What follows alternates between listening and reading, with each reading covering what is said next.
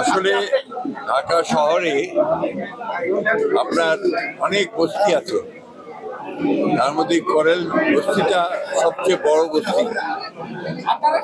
এখানে কয়েক হাজার মানুষ বসবাস করে এবং সব দরিদ্র নিঃস্ব মানুষ। আমার বাসায় যে মহিলা রান্না করেন তারও বাসা এখানে, এবং তার বাড়িটিও পুরো একদম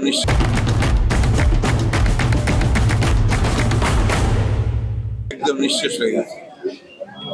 এটা আপনার এই দরিদ্র মানুষগুলোর জন্য একটা চরম আঘাত।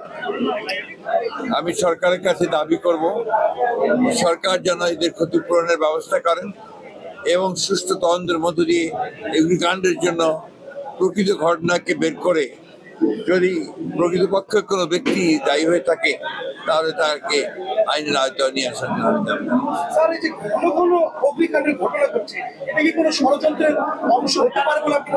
আমি সেটা ঠিক মনে করি না। আমি যেটা মনে করি সেটা হচ্ছে যে আমাদের দুর্ভাগ্যক্রমে আমাদের যারা বিভিন্ন প্রতিষ্ঠানগুলো দায়িত্বে থাকেন, বিশেষ করে আপনার গার্মেন্টস অথবা আপনার ফ্যাক্টরি কারখানাগুলোতে তাদের কিছুটা নেগলিজেন্সি এবং অগ্নি নির্বাপনী ব্যবস্থার প্রতুলতা এবং আইন না মেনে চলা, সবকিছু মিলেই এই অগ্নিকাণ্ডগুলো ঘটে। সেই ক্ষেত্রে আমার মনে হয় যে সত্যিকার অর্থে যদি আইনের প্রয়োগ হয় এবং যথাযথ অগ্নি নির্বাপন ব্যবস্থা থাকে তাহলে এগুলোকে অ্যাভয়েড করা অনেক সহজ। আর কোন আমি মনে করি বাউলদের উপরে হামলা এটা একটা ন্যাক্কারজনক ঘটনা।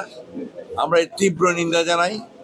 এটা ডেফিনেটলি বাংলাদেশের যে আবহমানের যে সাংস্কৃতিক গ্রামীণ বাংলা সংস্কৃতি, আমাদের এই বাউল যারা তারা বাংলাদেশের অর্থনীতিতে মাঠে ঘাটে প্রান্তরে বাউল গান গেয়ে বেড়ায়, তাদের উপরে হামলাটা এটা একটা উগ্র ধর্মান্ধদের হামলা বলে আমি মনে করি এবং এটা সঠিক নয়।